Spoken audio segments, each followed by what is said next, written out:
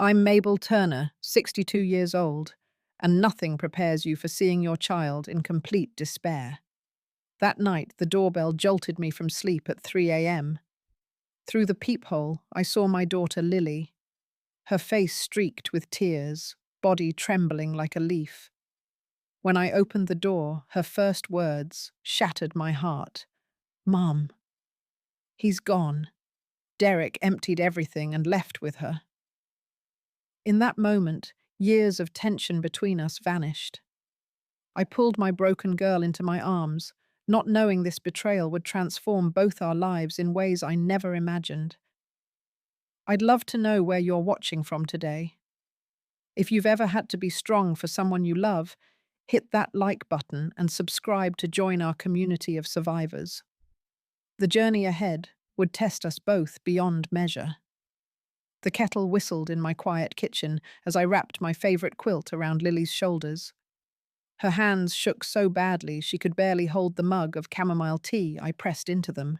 The digital clock on my microwave showed 3:42 a.m., the harsh green numbers illuminating the surreal scene unfolding in my kitchen. "Start from the beginning, honey," I urged gently. "What happened?" Lily took a shuddering breath. "I've been suspicious for weeks. Derek's been working late being secretive with his phone." She swallowed hard. "Tonight I checked our accounts while he was in the shower. Everything's gone, Mum. Every penny." My stomach dropped. "What do you mean gone?" "Our savings checking investment account, $142,000 just vanished." Her voice broke. When I confronted him, he didn't even deny it. He packed a bag right in front of me, said he's been seeing Jessica from his office for months. Then he just left. Her body convulsed with fresh sobs. "There was a letter on his desk. He'd already written it, Mum. He'd been planning this." I felt sick. Derek had always been the picture-perfect son-in-law, charming, successful, attentive. At family gatherings, he'd help with dishes without being asked. Bring thoughtful gifts, remember everyone's birthdays. His professional success as an investment advisor had given Lily the life she'd always wanted. Or so I thought. Looking back, the signs had been there for months. When they'd visited for Labor Day, Derek had been constantly checking his phone, stepping outside for calls. At Thanksgiving, he'd mentioned a heavy workload, requiring weekend hours. By Christmas, Lily had seemed tense, making excuses for his distracted behavior. But I never imagined this level of betrayal. "What did the letter say?" I asked, dreading the answer. Lily reached into her purse with trembling hands and pulled out a folded sheet of paper. "Read it yourself."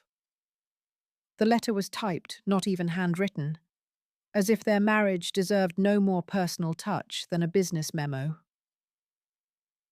"Lily, by the time you read this, I'll be gone. The truth is, I haven't been happy for a long time. Jessica understands me in ways you never could. I need freedom, a fresh start. I've taken what I believe I'm entitled to from our accounts. Don't try to contact me. My lawyer will be in touch about divorce proceedings. Derek." Cold fury rose in my chest. That's it. After 6 years of marriage. Lily nodded weakly. "I tried using the credit cards to get a hotel room tonight. They're all maxed out or cancelled. The mortgage payment bounced. I think he's been planning this for months, hiding money somewhere." "What about your personal account? The one with your name only?" "He convinced me to consolidate everything last year. Said it made more financial sense." Fresh tears spilled down her cheeks. "I was so stupid, Mum." I bit back the "I told you so" that threatened to escape. Because I had warned her 6 years ago that Derek seemed too smooth, too perfect. I'd questioned how well she knew him after only 8 months of dating. Those concerns had caused the biggest fight of our lives, one that had damaged our relationship for years. Instead, I reached across the table and took her hand. You're not stupid, Lily. You trusted your husband. That's what marriage is supposed to be about. As dawn broke across my kitchen window, Lily recounted discovering other betrayals. Derek had secretly rented an apartment 3 months ago. Hidden purchases on their credit card statements revealed gifts for Jessica, jewelry weekend getaways disguised as conferences, lingerie from stores Lily had never received gifts from. I gave up so much for him, Lily whispered. My friends he didn't like. That job opportunity in Seattle because he said his career needed to come first. She looked up, her swollen eyes meeting mine.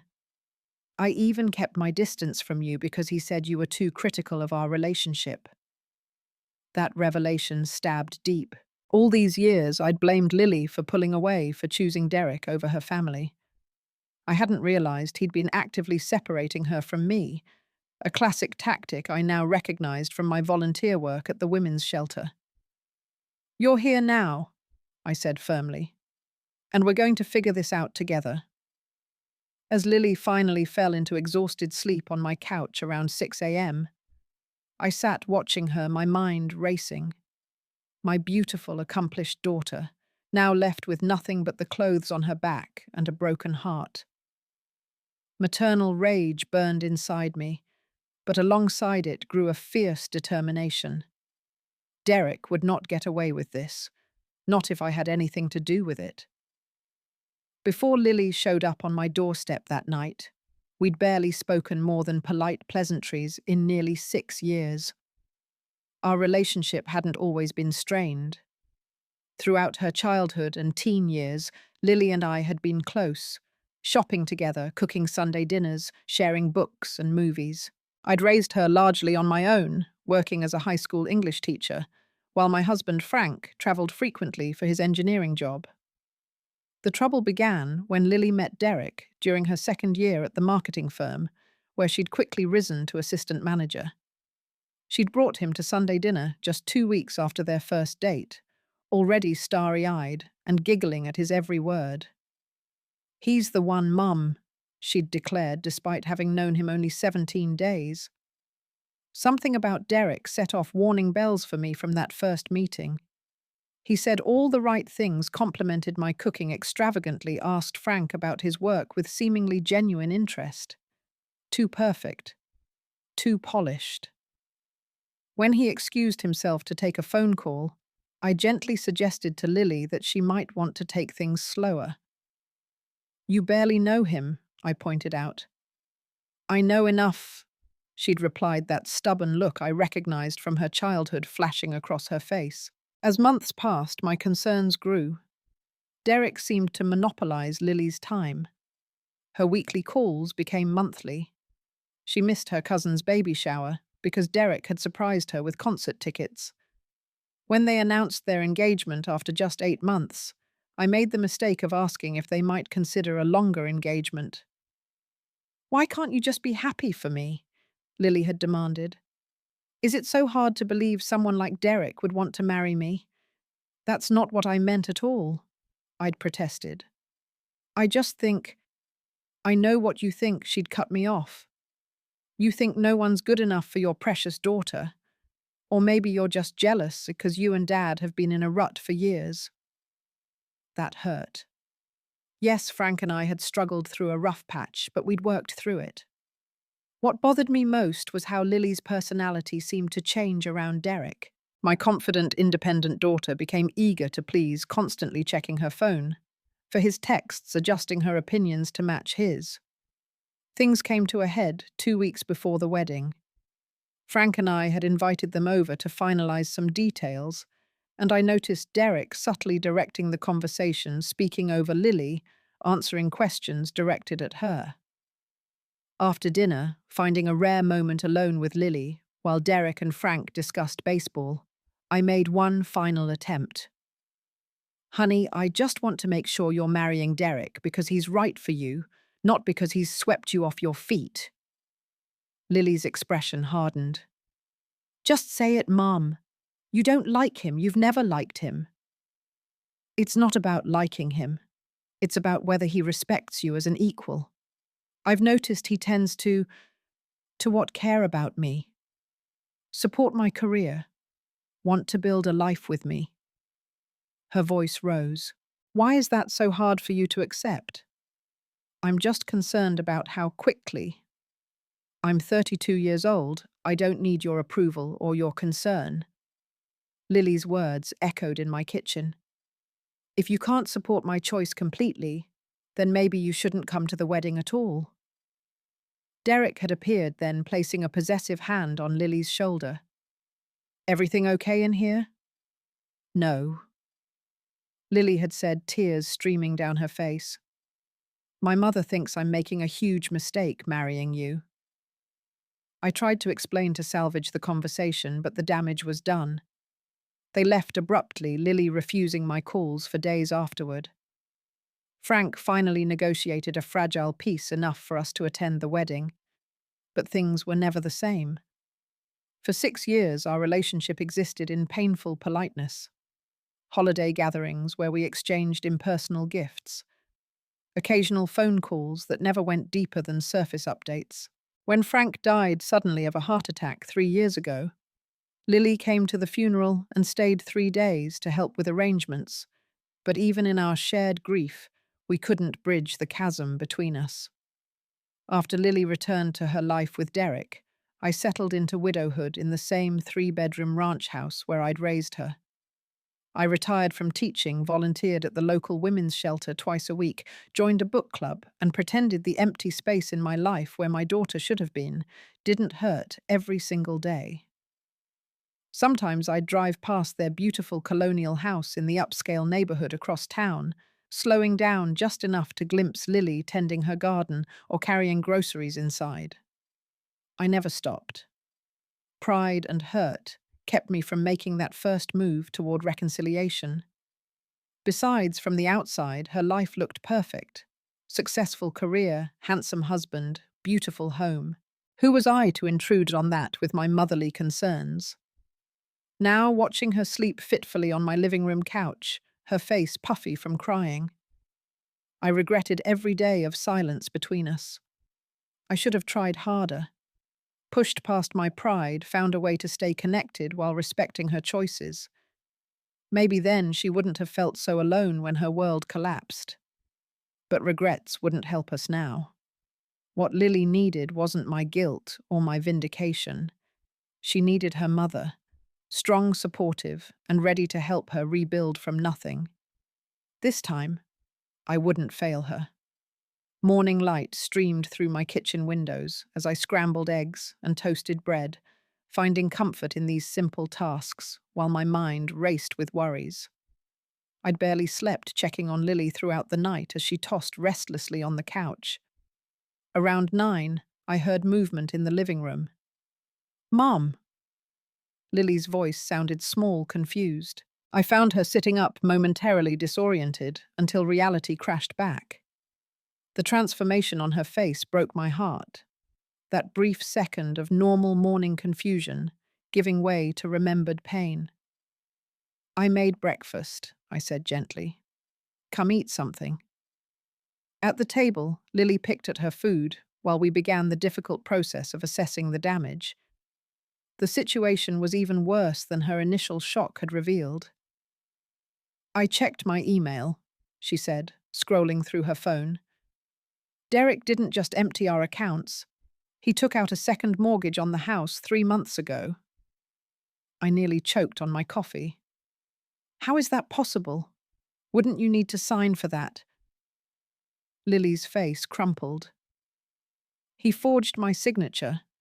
I found the documents in our shared cloud storage. He even created a fake email account in my name for the correspondence with the lender." The calculated nature of his betrayal stunned me. This wasn't a man who'd impulsively run off with a coworker. This was methodical, planned theft. "We need to call the police," I said. "That's fraud." "I know, Lily's phone buzzed with an incoming call. "It's my office. I was supposed to present to our biggest client this morning." I watched as she answered, her professional voice cracking as she explained she had a family emergency. The call ended with her looking even more defeated. That was my boss. I've missed 2 critical meetings. The clients threatening to pull their account. Can you explain the situation? And tell them that I'm so clueless. My husband stole all our money and ran off with another woman that I didn't notice him destroying our life together. Bitter self-recrimination filled her voice. After breakfast, we drove to her house. The beautiful colonial looked the same from outside, betraying nothing of the chaos within. Inside told a different story. Derek had clearly taken his time packing. Closets, half-empty drawers partially cleared, only his most expensive and cherished items missing. In the home office, bills were piled on the desk, all unopened. Lily tore into them, gasping at each discovery. Utilities with past due notices, credit card statements with astronomical balances, mortgage payment 3 months behind with foreclosure warnings. How did I not know any of this? She whispered. In the desk drawer, Lily found more evidence of Derek's double life. Receipts for jewelry she'd never received, hotel reservations in cities where he'd claimed to attend conferences, a burner phone with text messages to Jessica going back nearly a year. The most damning evidence came from Derek's carelessly abandoned email. Lily knew his password, or thought she did. He'd changed most of his accounts, but had forgotten about an old Gmail address. There we found airline confirmations for 2 first-class tickets to Bali, departing the previous night. He hadn't even bothered flying from a different city to cover his tracks. They're halfway across the world by now, Lily said hollowly. We spent the day making difficult calls, to her bank to report fraud to utilities, to explain the situation to a locksmith, to change the house locks. When we contacted the police, the officer who took her report was sympathetic but not optimistic. Financial issues between spouses get complicated, he explained. The fraud charges for the second mortgage might stick, but the accounts were joint, which makes it harder to prove theft. By late afternoon, the weight of it all seemed to physically crush Lily. Standing in her beautiful kitchen, the one she'd been so proud to remodel last year, she suddenly looked small and lost. I can't stay here, she said, looking around as if seeing a stranger's house. The mortgage payment is due next week and there's nothing left. Even if I drain my 401k, it wouldn't cover what he's done. Then you'll stay with me, I said firmly. For as long as you need. She turned to me, eyes filling with fresh tears. After everything between us, all those years of barely speaking, you'd still take me in. I crossed the room and took her hands in mine. You're my daughter. Nothing changes that. Not arguments, not distance, not time. Your home is with me until you figure out your next steps. For the first time since she'd appeared on my doorstep, Lily truly broke down. Not the shocked tears of the night before, but deep, body-racking sobs of grief and relief combined. I held her tightly, stroking her hair as I had when she was small, letting her cry until there was nothing left. Come on, I said finally. Pack what you need for now. The rest can wait. As we loaded essentials into my car, clothes, toiletries, important documents, I glanced back at the house Lily had been so proud of.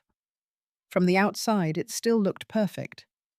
Inside, it was as empty as the promises Derek had made. 1 week after that devastating night, Lily moved into my spare bedroom.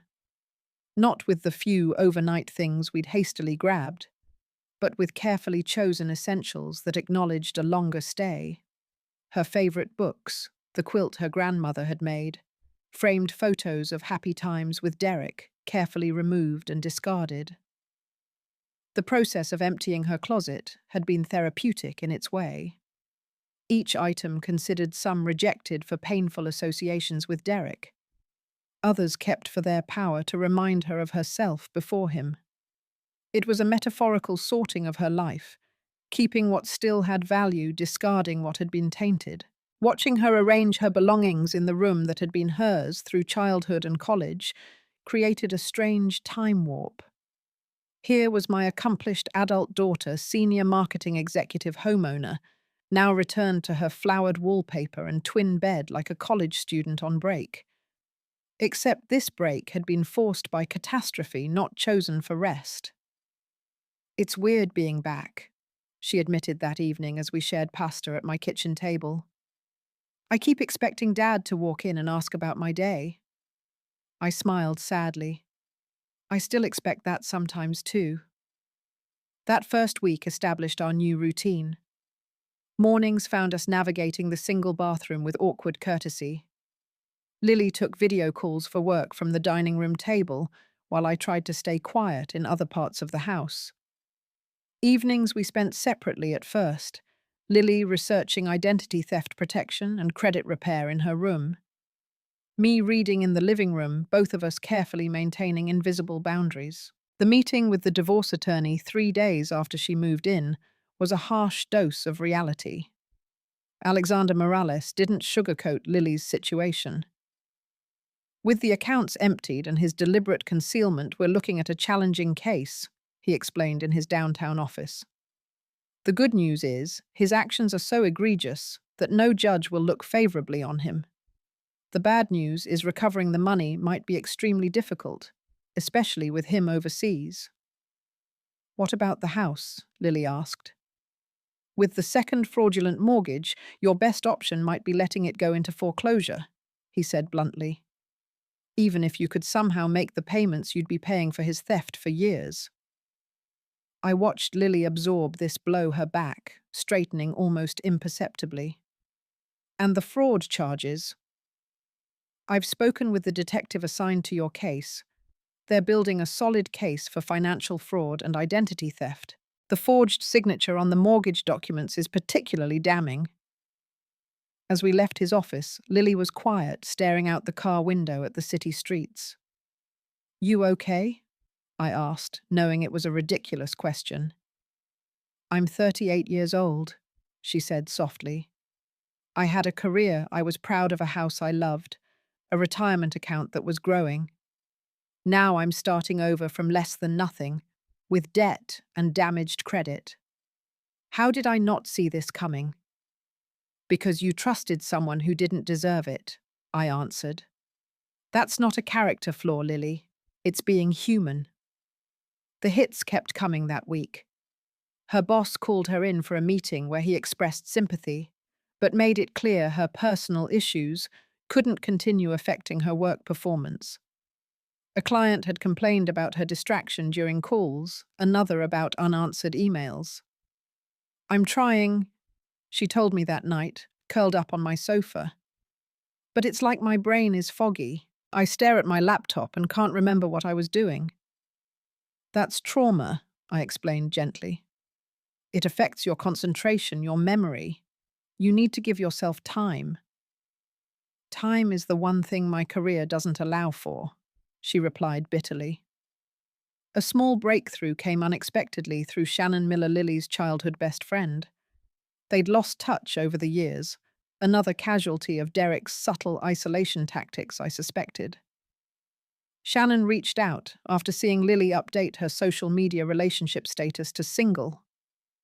Over coffee in my kitchen, Shannon listened to the condensed version of Lily's ordeal with appropriate outrage, then mentioned her marketing firm was looking for a consultant. "The pay wouldn't match your corporate salary," Shannon warned, "but it's flexible hours, and you'd be working directly with me."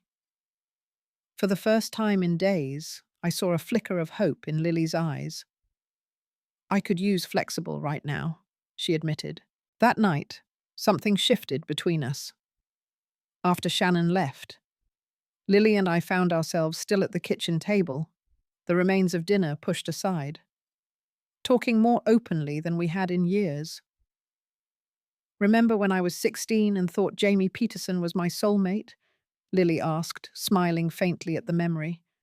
"The boy with the terrible garage band." I laughed. "You were devastated when he dumped you before prom." And you let me cry for exactly 1 day before dragging me to the mall for a dress that would, quote, make him eat his heart out. Which it did, as I recall. Lily's smile faded. You tried to warn me about Derek too, didn't you? And I completely shut you out. I reached across the table for her hand. I could have found a better way to express my concerns. I pushed too hard. No, Mum. You saw what I refused to see. Lily met my eyes directly. Derek isolated me from everyone who truly cared about me. You old friends, even colleagues who tried to get close. Classic abuser tactic, right? Just financial and emotional abuse rather than physical. It was the first time either of us had named what Derek had done as abuse. The recognition seemed to strengthen something in Lily. I'm so sorry, she whispered, for all the years we lost. We haven't lost them, I corrected gently. We just took a detour. We're finding our way back now.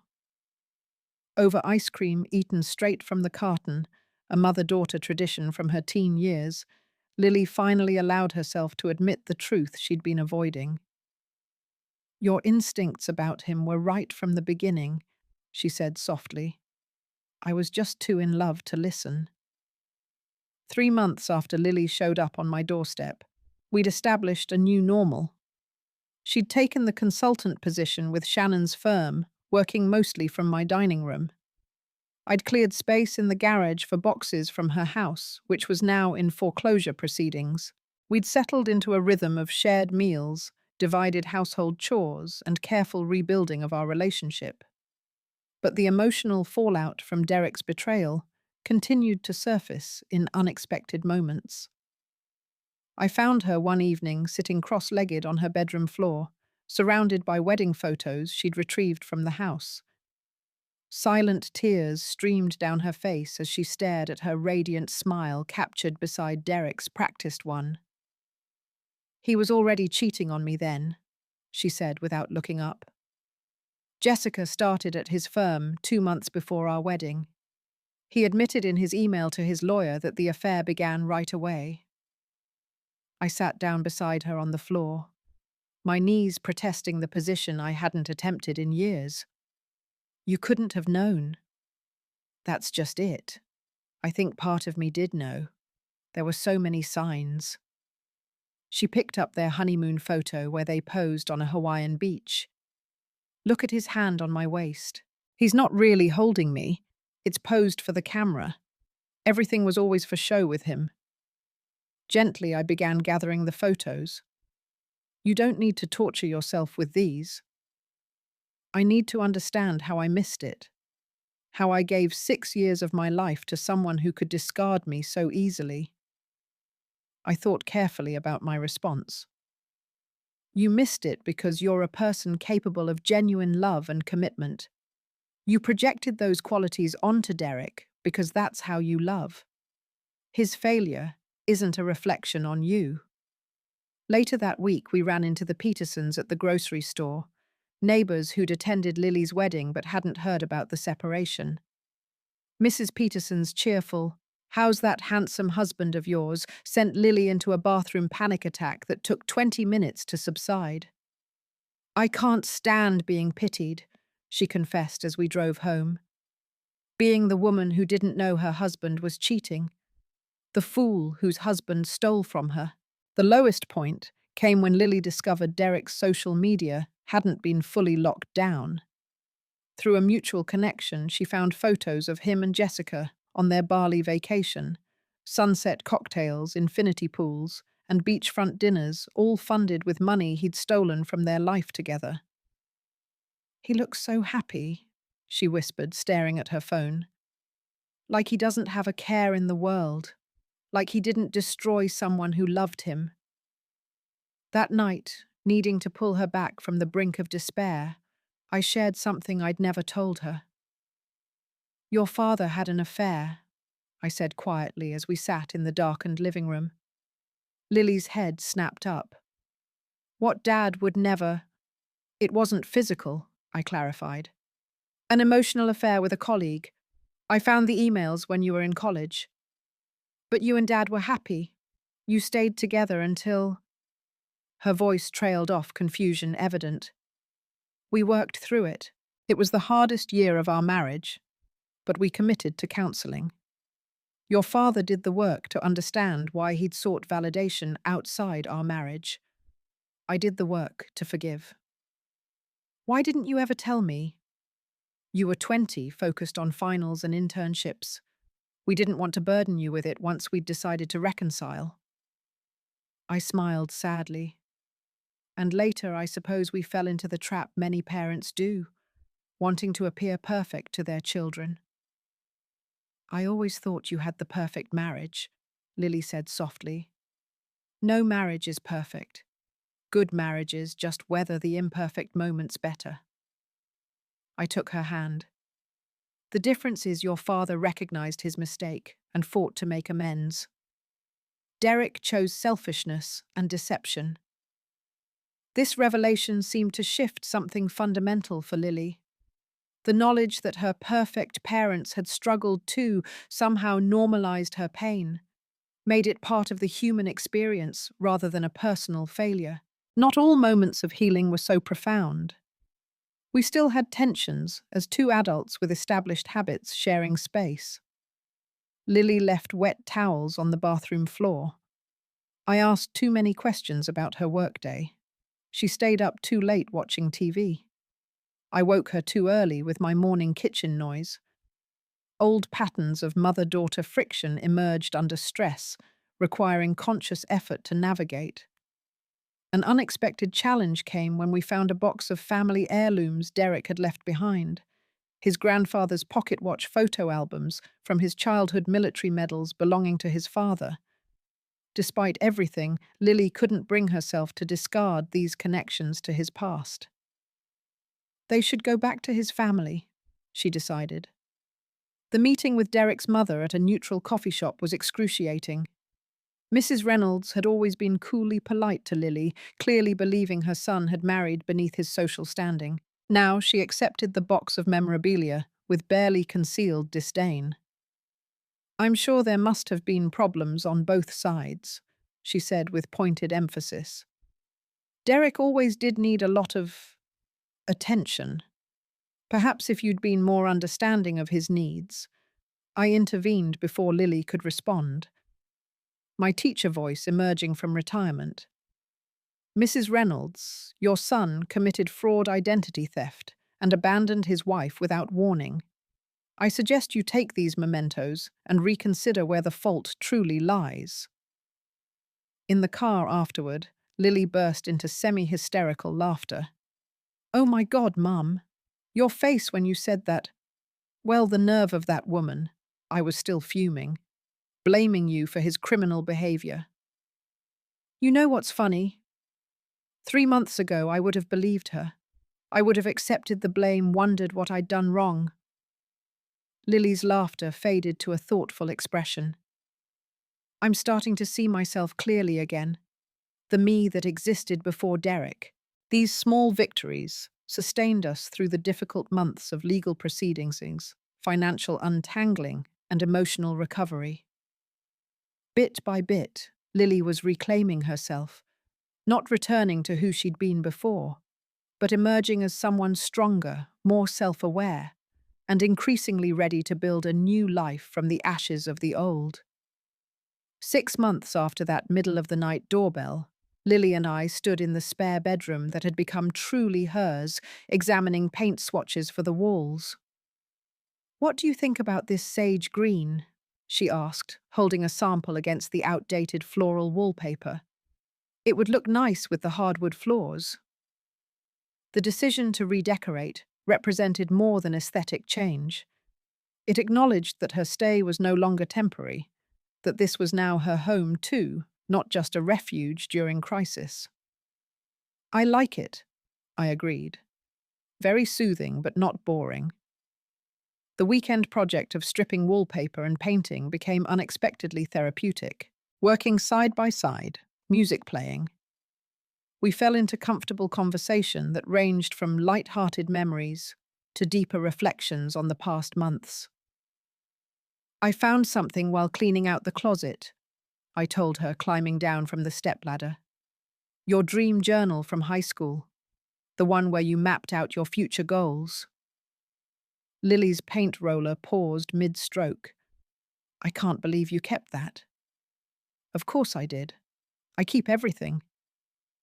I retrieved the notebook from the hallway table, a spiral-bound journal covered in stickers and doodles. Want to see how many dreams you've already accomplished?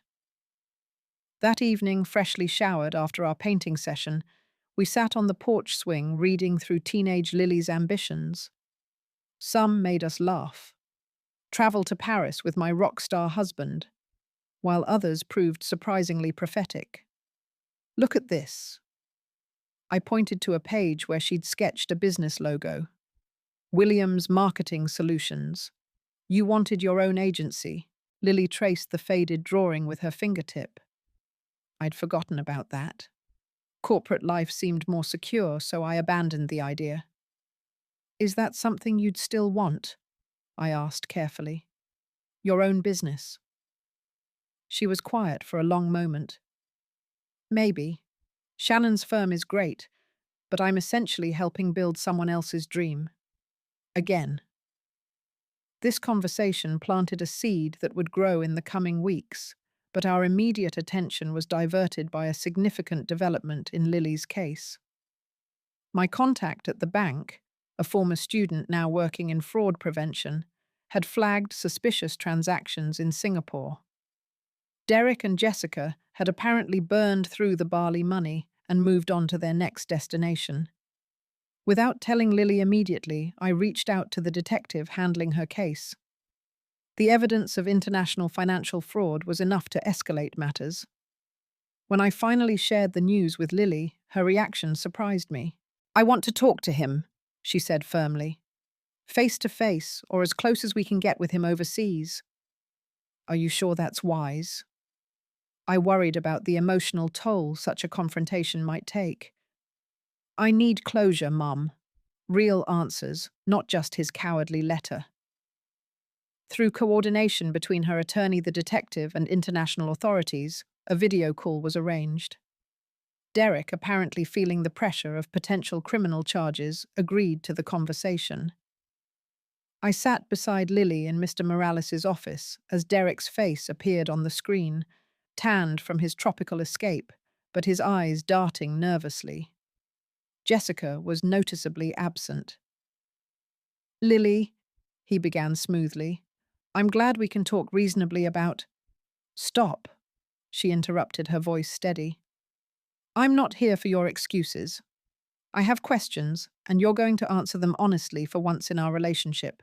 Over the next 30 minutes, I watched with quiet pride as my daughter dismantled her estranged husband's careful facade. She questioned him about when the affair began, about his systematic financial deception, about his forging of her signature. With each response, his arrogance visibly diminished. Did you ever love me at all? She asked finally. Or was I just convenient?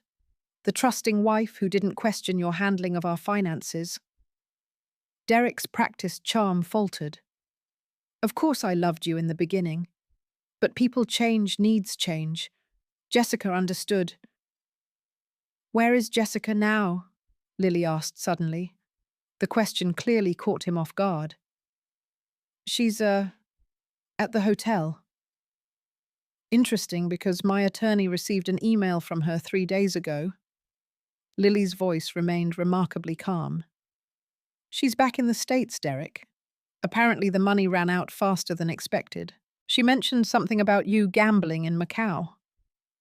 Derek's expression confirmed the truth before he could form a denial. The authorities know where you are, Lily continued. The fraud investigation is proceeding.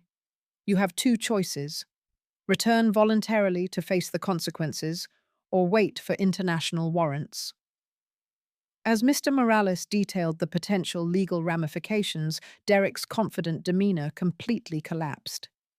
He began offering desperate compromises.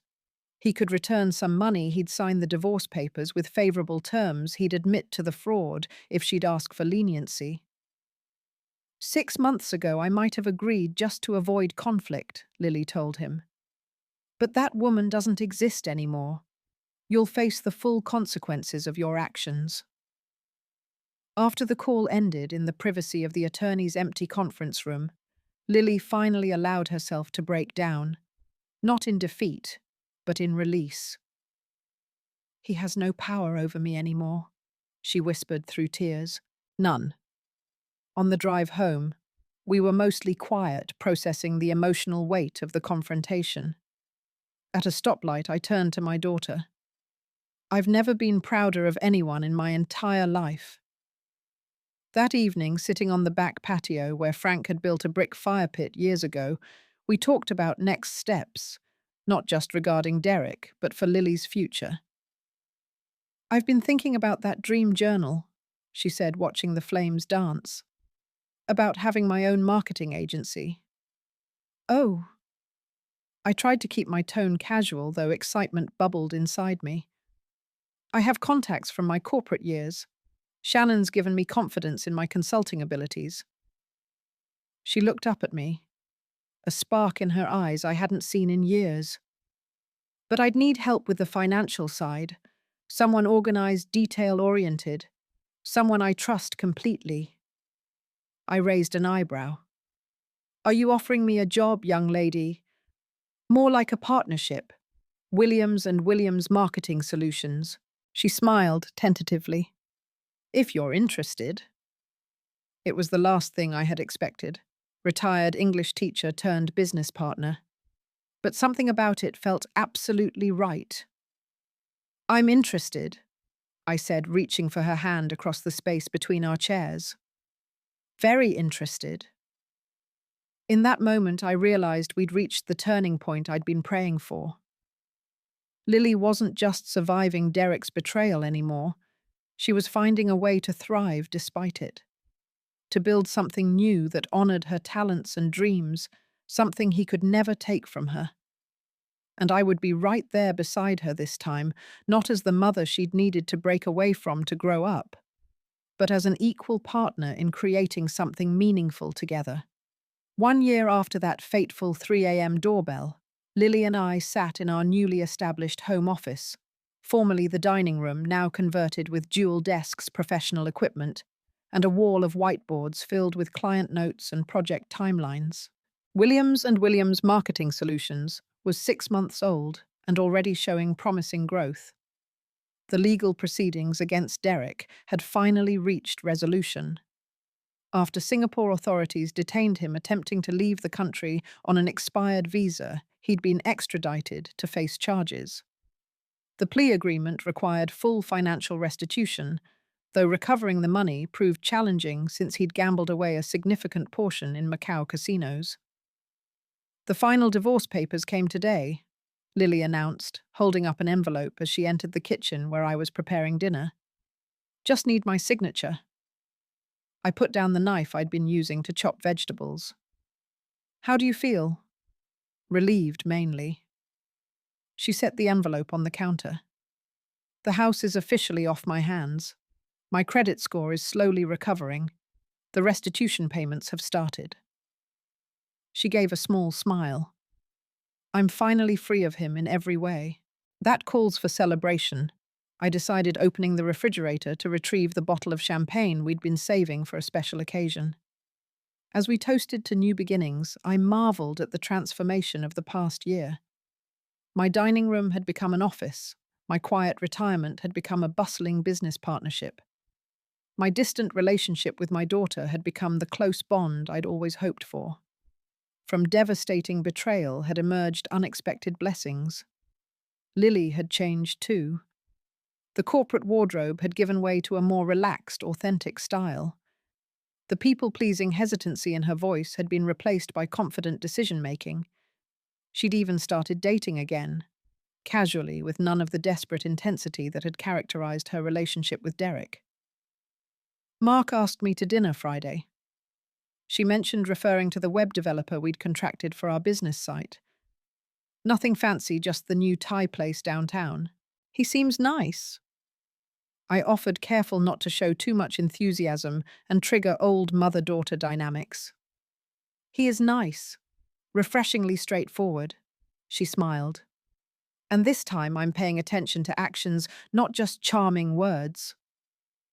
Our business partnership had required adjustments for both of us. I had to learn new technology and marketing concepts. Lily had to accept that her mother could contribute valuable insights rather than just support.